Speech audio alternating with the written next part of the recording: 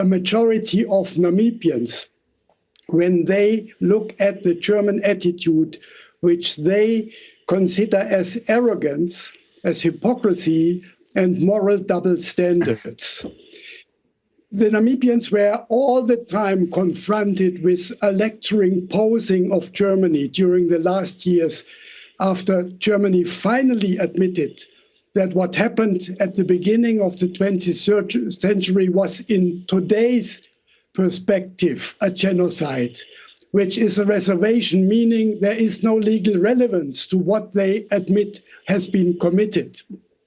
And they were always told, not least the agencies of the Ovaherero and the Nama, and the chief can testify to that, that you cannot compare your case with the Holocaust. Yeah. And the reference was made to the singularity of the Holocaust, as if from the perspective of the Nama and the Ovaherero and the Damara and the San, the extermination strategy that was applied to them was not a singular experience.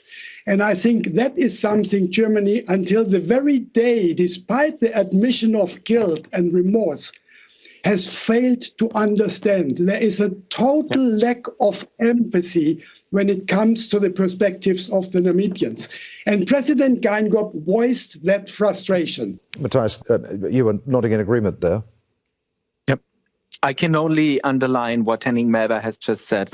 I think it's absolutely correct to state that Germans are underestimating what this causes to people elsewhere in the world, particularly to the victims and, the descendants of the victims of past genocides, to see Germany in such a position right now and to see Germany lecture the world. There has been a lot of diplomacy from Germany,